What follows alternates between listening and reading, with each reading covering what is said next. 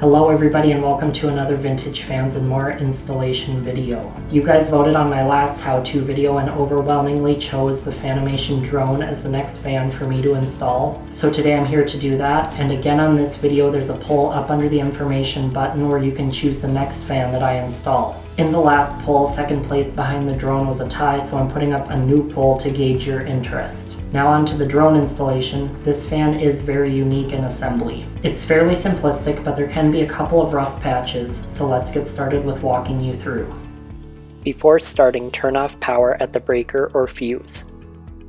Go ahead and pop the box open. If you're using a sharp instrument, be careful to not slice too deeply into the box. As always, I like to take all the contents out of the box so that I can lay them out for inspection and to make sure everything is present. Consult with the manual to ensure you have all parts. Under normal circumstances, every other tool you need will be included with the fan.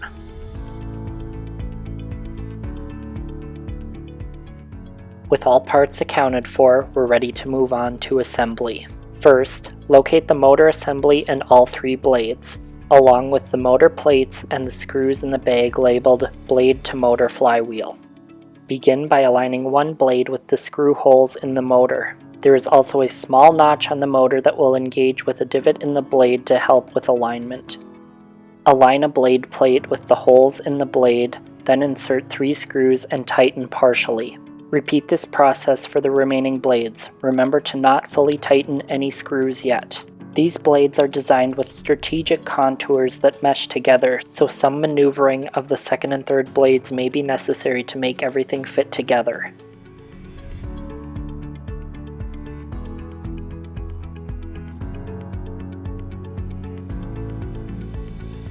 Locate the lower blade plate and the screws in the bag labeled lower blade plate to blade.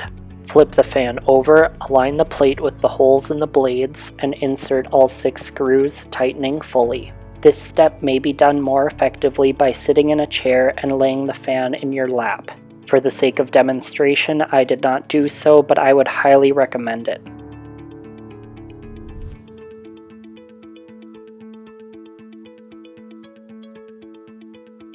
Flip the fan back over and proceed to fully tighten the upper blade screws.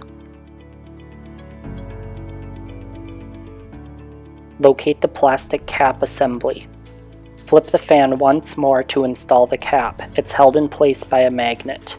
Flip the fan back down in preparation for the next step. At this point you want to be careful not to scratch the cap. Locate the housing assembly and the wire tray assembly. Remove the rubber band holding the wiring harness and safety cable on the motor assembly if you haven't already. Straighten the harness and safety cable, then feed them through the housing assembly. Guide the housing assembly down, allowing it to rest on top of the motor. Remove the 3 screws from the motor coupler assembly.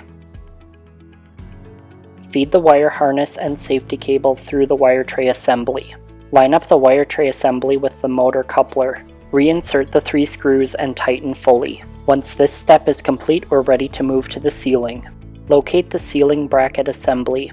Attach the bracket to your junction box or building structure with appropriate screws. Ceiling fans should only be mounted to boxes marked as suitable for ceiling fan support.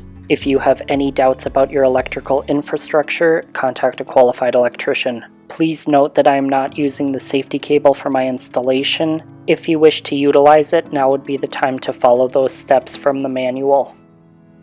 Grab the entire fan assembly. Use the loop in the cable to hang it by the hook on the bracket. Locate the blue receiver. Make all wiring connections. If you had a spare wire for separate light control, make sure it's capped and tucked away in the box. Otherwise, wiring is very straightforward. Black from the receiver goes to hot from the ceiling, typically black or red. White from the receiver goes to neutral at the ceiling, typically white, and the 2 greens, one from the motor and one from the mounting plate, go to ground at the ceiling, typically bare copper or green. Connect the wiring harness plug from the receiver together with the plug from the motor. Locate the bag labeled wire tray assembly to ceiling bracket assembly.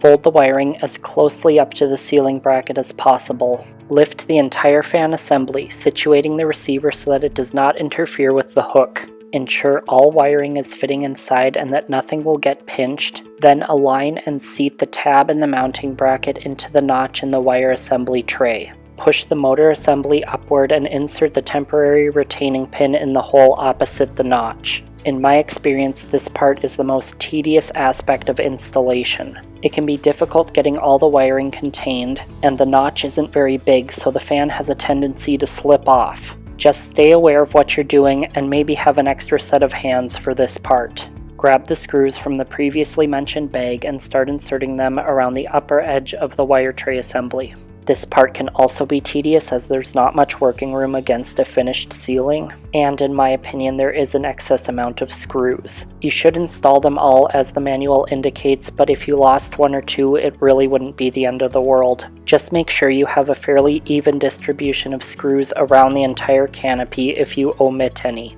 As you work your way around, the temporary retaining pin may fall out on its own. If that happens and you've already got a few screws in, you're perfectly fine. If not, remove it at the end and place your final screw in that position. I worked my way around and got each screw started, then went back and tightened them all completely.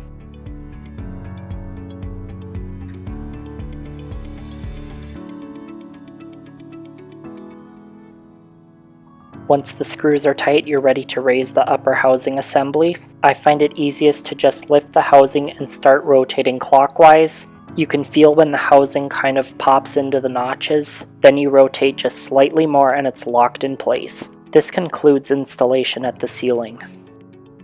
Locate the handheld control and the bag with batteries. Remove the control from its wall plate. Remove the compartment door, then install batteries. Restore power to the circuit. If there is still a separate switch controlling power to your fan, ensure it is turned on. If not, proceed to the next step. Within 30 seconds of restoring power, whether it be from the breaker or a switch, press and hold the set button inside the back panel of the remote for 1 to 5 seconds. As shown here, the fan will respond with 2 tones, signaling that the fan has been paired with the remote. Keep in mind that you only have 30 seconds, so if you have to get from the panel to the fan, you may need another person to help out. Replace the battery compartment door on the remote. With power restored and the remote paired, everything should be ready to operate. Test the fan to ensure it functions correctly. If you wish to install the remote control wall plate to your electrical box or another surface, you can do so now. If you wish to take the place of a switch, cut the power, eliminate the switch, install the plate, then restore power. With installation complete, your drone is ready to enjoy. I hope you all enjoyed today's video. Remember to go up and vote for the next fan I install before you leave. Also, before you go, be sure to hit the subscribe button if you haven't already and turn on notifications by hitting the bell. I'm hoping my next installation video won't be far off, so don't miss the chance to be notified for that and my other videos in the meantime. Thank you all so much for watching today, and I will see you next time. Click left to view my product review for the drone in collaboration with Dan Spiffy Newman, or click right to view my entire Fanimation playlist.